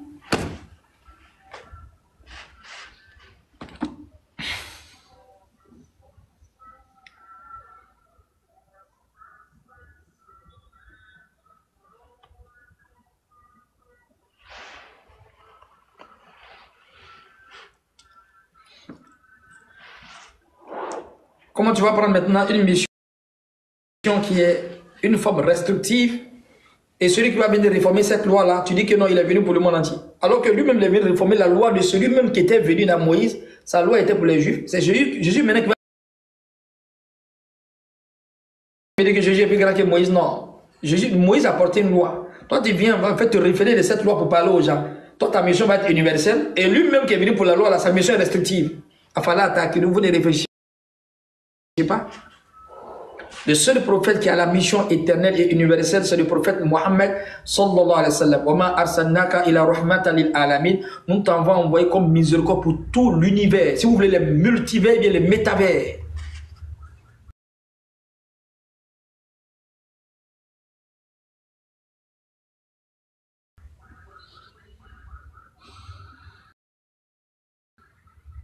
Il n'y a pas un prophète qui a eu cette mention-là.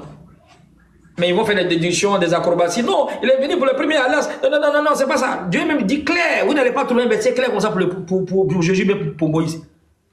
Ah, ils vont te dire, non, allez prêcher partout le monde entier. Non, le monde ici ne veut pas dire le monde, qu'on appelle ça, le monde du cosmos. Quand Jésus dit, je ne prie pas pour le monde, ça veut dire, il ne prie pas pour le monde entier. Le monde ici sont les pécheurs juifs. Parce que le monde a 300 dans la Bible, comme le dit Dr. Al-Mahdi. Le monde signifie cosmos. Le monde signifie l'humanité. Le monde signifie le monde des pécheurs. Et Jésus, quand il parle du monde, il s'agit du monde juif. Du monde des pécheurs. Il dit, moi, je ne suis pas de ce monde. Vous êtes de ce monde. Je ne prie pas pour le monde. Donc, il ne prie pas pour le monde entier. Non. Même Luc 2, verset 1. Luc 2, verset 1, s'il te plaît. Ellipsie. Là, on rentre là dans la connaissance théologique biblique. Je pense qu'on va faire ça bientôt. Ok, j'arrive au stade. Luc 2, verset 1. Je suis déjà dans Luc même, j'ai monté là-bas. Le roi César, qu'est-ce qu'il a fait comme licenciement? Attends. Luc 2. Au verset 1. Oh, bon, je lis l'enseignement. En ce temps-là, l'empereur Auguste publia un édit qui ordonnait le recensement de tous les habitants de l'Empire. Ah, là-bas, ils ont mis tous les habitants de l'Empire. Quand vous allez voir d'autres versets, ils ont dit le roi Auguste a donné l'édit pour recenser toute la terre. Ici, ils ont bien mis Empire. Empire. Voilà. Sur d'autres versets, vous allez voir, ils ont mis toute la terre. Est-ce qu'en réalité, quand on dit toute la terre, c'est toute la terre, eh bien, c'est toute la terre où vous régnez. Ouais, dans lui, je suis en classe tout à l'heure avec Lipsy, avec Idriss. Exactement. Voilà. Et ici avec Idriss, on est là dans la classe, et puis il dit tout le monde levez-vous. Donc lui qui a entendu tout le monde levez-vous là, lui il croit qu'il s'est entendu tous les Ivoiriens levez-vous. Mais ceux qui sont en classe, Dieu parle tout le monde levez-vous. Ça veut dire tous les Ivoiriens levez-vous. L'autre a roulé sa voiture là-bas, l'autre est là-bas. Donc c'est la forme restrictive. Il y a les versets du Coran, même les versets, la parole de Dieu, il faut comprendre selon le contexte. Tout à l'heure, là, il dit c'est en train de manger. En train de manger. Et puis il dit envoyez-moi de l'eau. C'est quelle eau? L'eau pour aller au besoin, bien l'eau pour laver la main. Imaginez, vous êtes en train de manger, il dit envoyez-moi de l'eau rapidement là. C'est pour boire, c'est pour laver sa main, mais c'est pas l'eau au besoin. C'est pour boire. C'est pour boire. Pour boire, merci. Maintenant, on dépose la nourriture devant lui, puis il est assis comme ça, il dit envoyez-moi de l'eau. C'est pourquoi? Parce qu'il n'a pas quoi manger, c'est pour laver la main. Donc vous avez entendu l'eau 2 fois, l'eau. Très bien. Et moi ici, le gars il est au besoin, il est en train d'uriner et puis il dit envoie-moi de l'eau. Tu peux envoyer un verre d'eau glacée? Réussi. Pas du tout, pas du tout. En fait, la parole d'Allah se comprend dans le contexte. Le gars il dit envoie-moi de l'eau. Il est en train de manger. Envoie-moi de l'eau. Il n'a pas commencé à manger. Il a fini de manger, il dit envoie-moi de l'eau. Après, il est au besoin, il dit envoie-moi de l'eau. Tu as entendu l'eau. Celui qui est au dehors là, il a dit, il est derrière la clôture, il a dit, bon, Ripsi est en train de manger, il dit envoie-moi de l'eau. Bon, ça c'est même eau là. Hein. Mais l'enfant, il est dans la maison, il connaît la position de son père. S'il est dans le besoin, en train d'uriner, s'il dit envoie-moi de l'eau, il ne va pas envoyer un verre d'eau glacée. Non, ça n'a aucun sens. L'eau qu'il a besoin là, c'est l'eau d'Abouya. Ça c'est pour se purifier. Il est en train de manger d'un envoie-moi de l'eau. Vous pensez que l'enfant va envoyer l'eau de bouillard pour le mettre dans le verre? Non, c'est pour l'eau pour boire. Donc ils ont dit l'eau. Il faut comprendre le sens de l'eau quand tu es dans le contexte. C'est la même chose avec la parole de Dieu.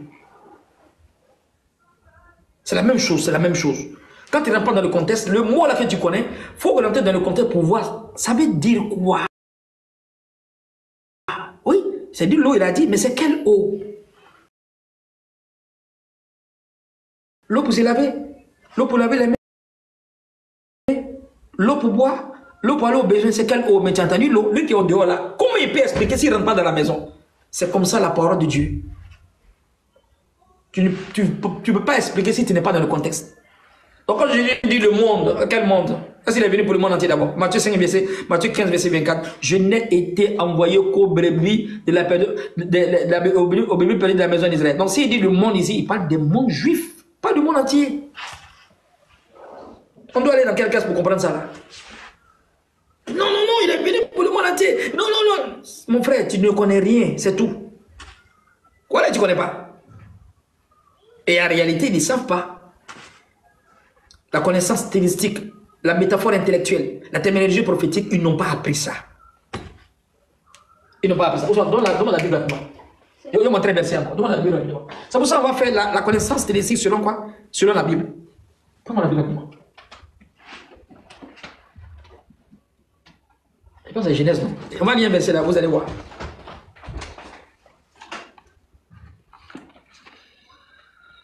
Ya Rab.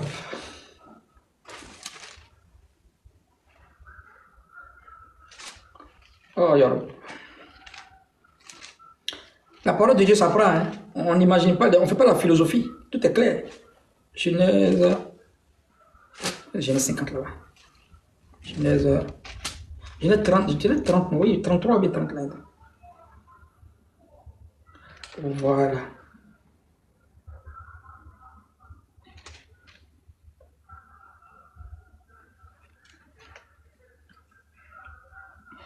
S'il y a des questions posées, il cherche le verset là. Salam alaikum. Wa alayhi salam. Depuis là, je suis là, mais je dormais un peu, désolé. Chao, je vais poser une question si ça ne dérange pas. Oui. En fait, moi, ça fait un moment que j'écoute un peu tout le monde. Mais il y a un truc qui me fatigue un peu, quoi. Ouais. C'est le nom Jésus, là. Jésus. Ah oui, le nom a fait quoi? Le nom là, moi je comprends pas. Moi, j'ai fait un peu de recherches avant, mais maintenant, hier, non, j'étais en regarder un direct de Ismaël Aka. Et il y a des gens qui ont vraiment démontré que le nom là, c'est pas le nom de Jésus en soi. En fait, c'est un nom qui a été pris, qui a été collé à lui. Ça m'a dit, poser la question aujourd'hui pour mieux savoir si c'est réel. Parce que moi, quand je regarde un peu là, son nom, là, c'est pas son nom. Hein.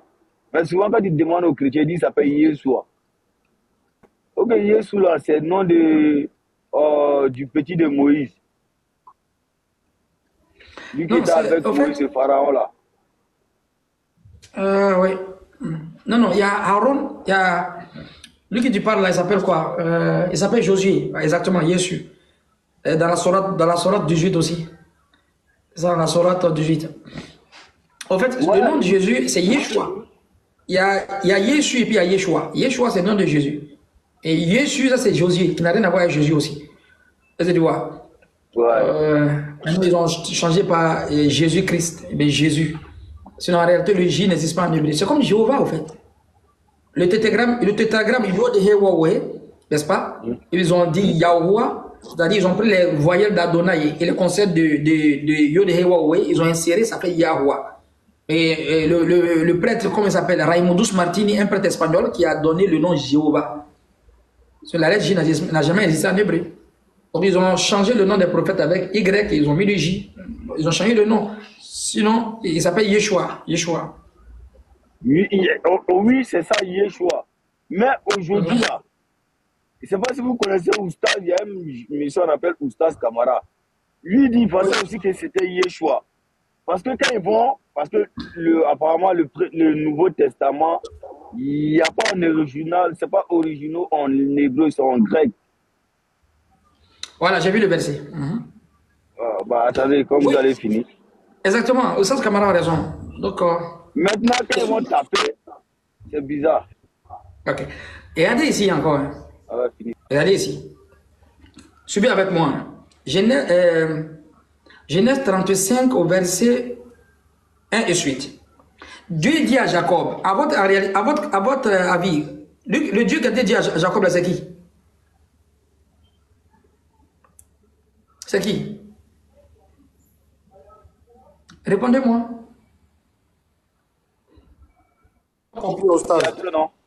Dieu dit à Jacob. C'est le Dieu créateur. Ouais. C'est clair, c'est Dieu qui dit à Jacob, directement, c'est son prophète. Donc il donne l'ordre, écoutez très bien. Lève-toi, monte à Bethel. Donc il va lui donner un endroit. Et demeure-y, reste là-bas quoi. Tu dresseras, il va donner l'ordre maintenant, tu dresseras un hôtel. C'est-à-dire il faut construire un petit truc, un hôtel. À qui? Au Dieu qui t'a apparu. Ça fait combien de dieux? Ça fait 2. Je reprends encore.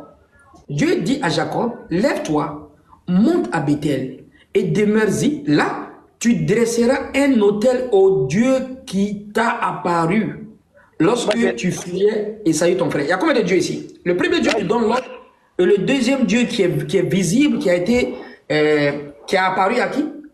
À Joseph. À Jacob. Un les deux dieux là, qui est le vrai Dieu? Mais c'est le même nom, la message. C'est pas le même. Ah. Au fait, la Bible appelle les anges Dieu aussi. Pourquoi? Parce que le Dieu qui est apparu, automatiquement, il ne peut plus être le vrai Dieu. Parce que lui qui ordonne, il dit, va construire un autel devant le Dieu qui t'a apparu. En réalité, la connaissance stylistique, biblique, théologique, catholique appelle aussi les anges Dieu. Ça, c'est connu même dans la Bible. J'ai un conteneur, même le démon appelé Dieu, je ne parle même pas des anges. Est-ce que tu vois? Donc ici, le Dieu ici qui a apparu, donc il est capable, c'est-à-dire, Jacob a vu un Dieu, c'est-à-dire il a vu un ange de Dieu. Ça s'appelle Dieu. Comme il est porté d'un message, on l'appelle déjà Dieu. Mais il y a une différenciation, le Dieu qui ordonne et à Jacob aussi, avec le Dieu qui va voir. Exode 33, verset 20, Dieu dit à Moïse, personne ne peut me voir et vivre. Donc le Dieu qui apparaît à Jacob n'est pas le Dieu créateur, mais c'est un ange de Dieu. Il y a deux dieux ici. Si je vais avoir une vision latérale, littorale, latérale, stricto sensu, robotisée, trop machoquée, qu'est-ce que je vais dire? Je vais dire que non, il y a deux dieux ici. Alors que non, la Bible appelle les anges Dieu. Effectivement. Si tu n'as pas appris ça là, qu'est-ce que moi je peux faire avec toi?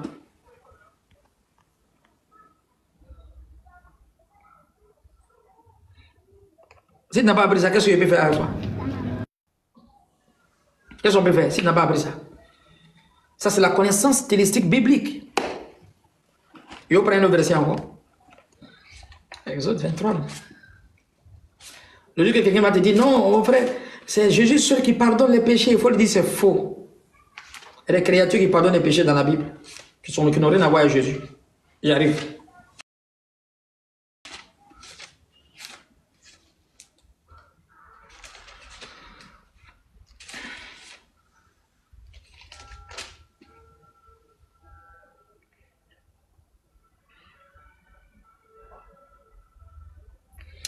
Suivez le verset. Quand le peuple de Moïse est en train de partir, Dieu envoie un ange pour assister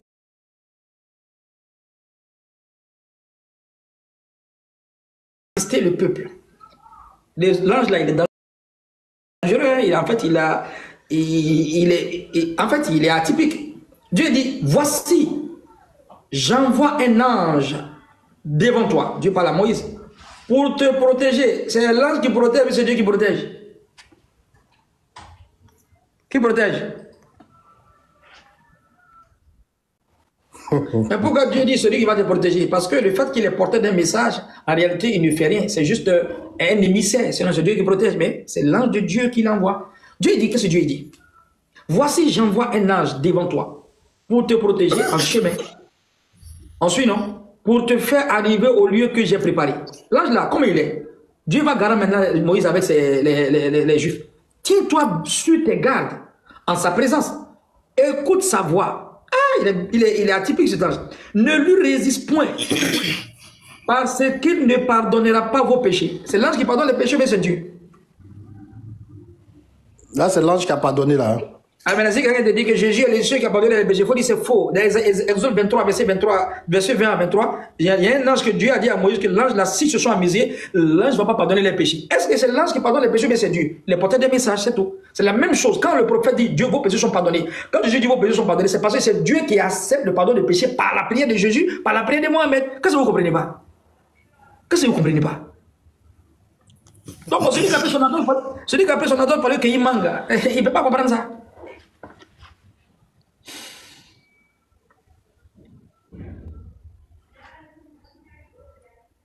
Ça, c'est la connaissance stylistique biblique. On va faire ça bientôt. C'est clair.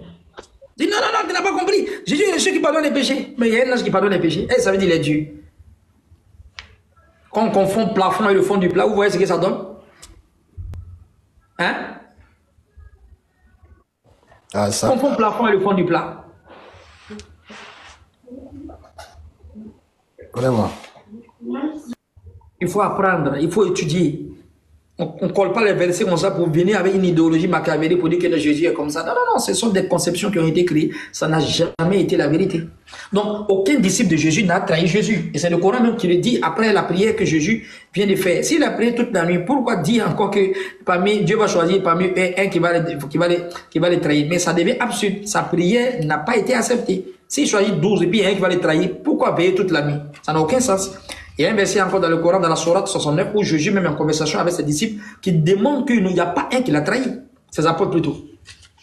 Sourate quoi? Sourate 69. Sourate le rang. Sourate le rang. Sourate le rang. 62 plutôt.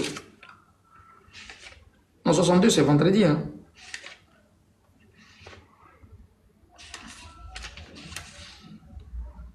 « 69...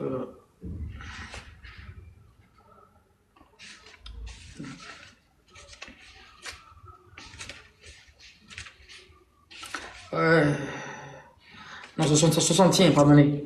Ouais, Sourate 61, ou ça, je peux te lire ça si tu veux. Lis le verset 14. Phrase par phrase, vas-y. Le verset 14.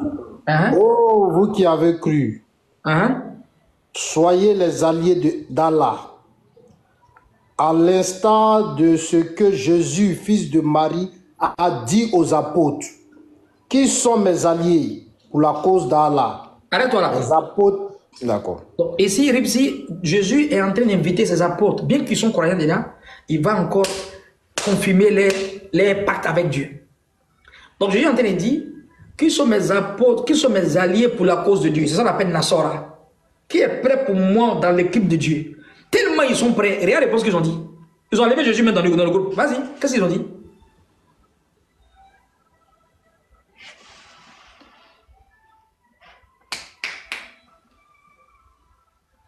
Vas-y.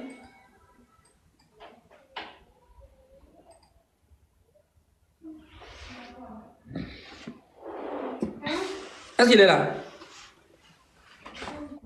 Je suis là. Vas-y. L'apôtre dit, nous sommes les alliés d'Allah. Un groupe des enfants d'Israël crut, tandis qu'un groupe nia. Arrête-toi là. Le groupe des enfants d'Israël qui ont cru n'ont rien à voir avec les apôtres. Parce que les apôtres, ils sont avec Jésus pour aller transmettre l'évangile. Donc Dieu n'a pas dit un groupe parmi les apôtres. Il dit un groupe parmi eux, c'est-à-dire les enfants d'Israël. Les apôtres n'ont pas été égarés. Tellement ils sont prêts. Ils disent, nous sommes les alliés de Dieu. C'est même pas toi-même. Je lui dis, qui veut être avec moi? Qui sont mes alliés pour Dieu? Il dit, mais toi-même tu es petit dans ça là. Nous sommes les alliés même de Dieu lui-même. Toi-même tu es petit dans l'affaire là. Un groupe parmi les enfants d'Israël, pas parmi les apôtres. Un groupe parmi les enfants d'Israël, c'est-à-dire quand ils ont pris la mission de Jésus, ils sont allés propager, ils ont aidé le prophète, c'est normal. Quand ils sont allés prêcher, il y a un groupe qui a cru, un groupe qui n'a pas cru. Ce ne sont pas les apôtres. Et tous sont croyants, ils sont morts croyants. Pour dire que Judas a trahi Jésus, c'est faux et archi faux. C'est pas du tout vrai.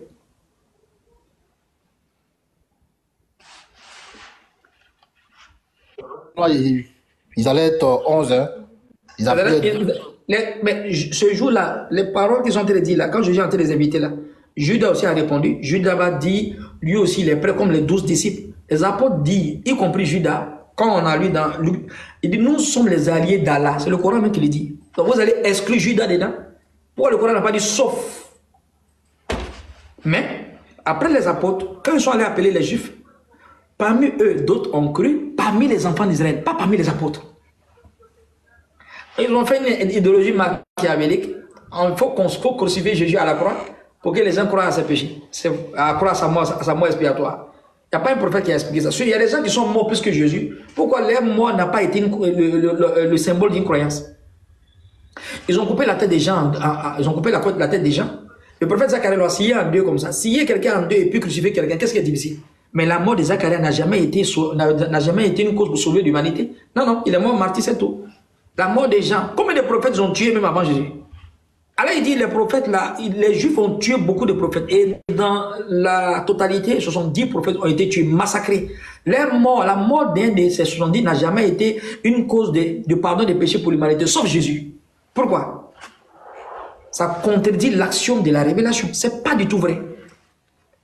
Ils ont fabriqué, copié, collé, donné aux gens. Sinon, c'est une politique qui n'a rien à voir avec le christianisme, qui n'a rien à voir avec en fait l'évangile. Ça n'a rien à voir. Mais Oustaz, moi il y a une question là. Et quand le Coran dit non, ce n'était qu'un faux semblant, ça veut dire quoi? Ça veut dire quoi? Parce que y a d'autres nous disent non, que c'était Judas, que Dieu a pris ses traits. Bon, après, je ne sais pas trop, hein, à la solution. En fait, Dieu montre. Oui, il y a là-bas, Dieu est en train de montrer que ce n'est même pas Jésus qui est arrivé là-bas. Bon, maintenant, il y a les déductions sur une autre personne, c'était Judas. Si c'est Judas, encore, ça contredit encore le Coran. Judas qui prend le serment, qui dit qu'il est l'allié d'Allah. Pourquoi dire encore? En fait, ils ont fait une pirouette. Ils ont fait une pirouette. Quand le Coran est en train de dire ici qu'ils n'ont pas tué, ce n'était qu'un faux semblant, ça montre que ce n'est plus Jésus. Maintenant, pourquoi faire une déduction pour dire que c'est Judas parce que c'est lui qui doit trahir? Non, non, non, non. Bien que ce n'est pas Jésus, ce n'est pas aussi Judas. Mais si vous dites c'est Judas, normalement, ce que Judas a fait, ça doit le faire rentrer au paradis. Si Judas, il trahit Jésus, et Jésus, il meurt, et sa mort fait que tout le monde, en fait, rentre au paradis parce que les gens croient à ça. C'est Judas qui va rentrer en enfer. De la vie. C'est même pas logique. Lui-même, il doit être permis au paradis parmi tout le monde. Parce que celui qui a été cause, les gens croient en Jésus, à sa mort. Mais lui qui a été cause, on ne parle pas de trahison, on doit dire en fait, il a contribué même à quoi? Au salut. Mais pour vous dire non, il a trahi. En même temps, il trahit, en même temps, sa mort, c'est une expiation de vos péchés. Mais lui, qui a été la cause de ça, lui, il va dans l'enfer. Est-ce que c'est logique? C'est faux. C'est faux ce qu'il dit, c'est faux. C'est pas du tout vrai.